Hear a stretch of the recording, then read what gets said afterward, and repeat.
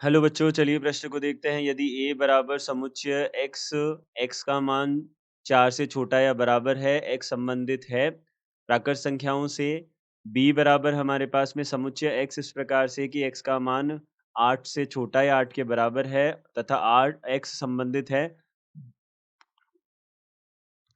प्राकृत संख्याओं से। और c बराबर हमारे पास समुच्चय x इस प्रकार से कि x हमारा प्राकृत संख्याओं से संबंधित है तथा x का मान 2 से 7 के बीच में है। तो दिखाइए कि a माइनस बी संग सी बराबर ए माइनस बी सर्वनिष्ठ ए माइनस सी होगा। यह हमको दिखाना है। तो सबसे पहले देखिए, हमने मुख्य अवधारणा देखी। यहाँ से देखते हैं, देखिए मुख्य अवधारणा। मुख्य अवधारणा के आधार पर हम यहाँ से बोल सकते हैं देखिए, यदि हमारे पास में कोई समुच्चय है, हमको ए माइनस बी ज्ञात करना है। तो देखिए किस प्रकार से ज्ञात करते हैं। हम यहाँ पे क्या करते हैं, ए के वह समुच्चय लेते हैं, वह अवयव लेते हैं जो क्या हो, बी में ना हो। तो ऐसे अवयव लेते हैं जो बी में ना हो। तो ए के वे अवयव जो बी में ना हो, इसका तात्पर्य हो जाएगा यह। इसके बाद में ए संग बी जो है, वह क्या होता है, देखिए एक्स के ऐसे अवयव जो ए में हो या फिर हमारे पास में बी में हो। ए या बी किसी में भी हो तो हम उसको सर्वनिष्ठ में, वो संघ में हम उसको ले सकते हैं। संघ या फिर इसको यूनियन बोलते हैं। अब ए सर्वनिष्ठ बी यानी कि इसको हम इंटरसेक्शन भी बोलते हैं। यहाँ पे क्या होगा, एक्स के वह अवयव होंगे हमारे पास में ए के तथा बी के, दोनों के अवयव यदि दोनों हमारे पास में एक कोई अवयव जो है वह दोनों में उपस्थित है, तो हम उसको ए सर्वनिष्ठ बी में भी बोलेंगे।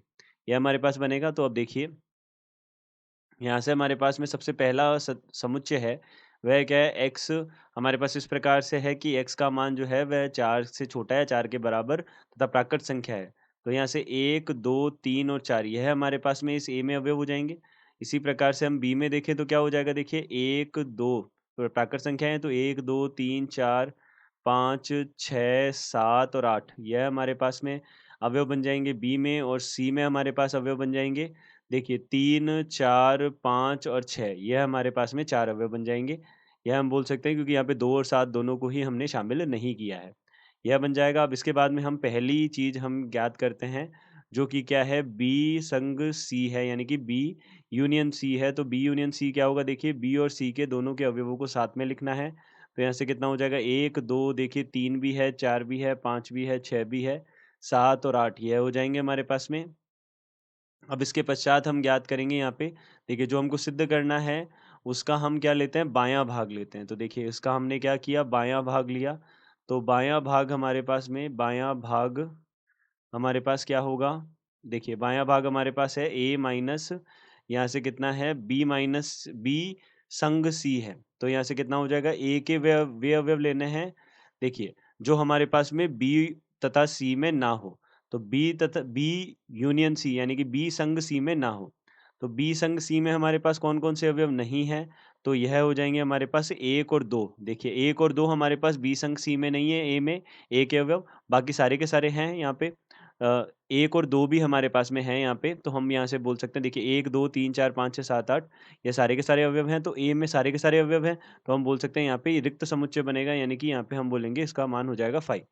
तो अब इसी प्रकार से हम यहाँ पे क्या कर सकते हैं, ये तो बायाँ भाग हो गया। अब इसी प्रकार से हम a माइनस बी ज्ञात कर लेते हैं। तो यहाँ से a माइनस बी हमने ज्ञात किया, तो a के वे अवयव जो b में नहीं है, तो 1, 2, 3, 4, 5 यहाँ पे 6, यहाँ पे सारे के सारे अवयव b में हैं। तो 1, 2, 3, 4 हमारे पास a में है, तो a के अवयव हमारे पास 1, 2, 3, 4 b में सारे के सारे हैं। तो हम यहाँ से बोल सकते हैं, यहाँ से हमको क्या मिल जाएगा, रिक्त समुच्चय मिल जाएगा। इसी प्रकार से a माइनस सी देखा हमने, तो सी में हमारे पास में क्या-क्या अवयव है, देखिए 3, 4, 5, 6 है। तो 3, 4 हमारे पास में ए में भी है, तो वो हट जाएँगे और 1 और 2 हमारे पास आ जाएगा। अब देखिए दोनों का हम क्या करते हैं, सर्वनिष्ठ करते हैं।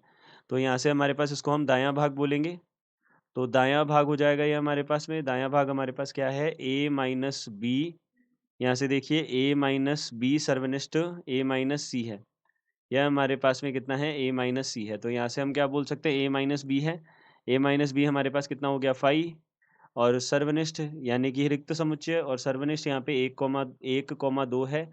तो यहाँ से हम क्या बोल सकते हैं, देखिए यहाँ से इन दोनों में उभयनिष्ठ अवयव तो हमारे पास कोई नहीं होंगे, तो यहाँ पे 5 हमने लिख दिया। तो यहाँ से हम बोल देंगे रिक्त समुच्चय बन रहा है दोनों में। तो दायाँ भाग और बायाँ भाग हमारे पास बराबर हो गया।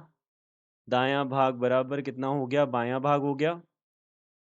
तो यहाँ से हम क्या बोल सकते हैं, यह हमने सिद्ध कर दिया। तो यहाँ से इति सिद्धम, यह हम बोल सकते हैं, यह हमने सिद्ध कर दिया। तो दिए गए प्रश्न को हमने निम्न अवधारणा के आधार पर सत्य सिद्ध किया। आशा करते हैं आपको समझ आया होगा। धन्यवाद।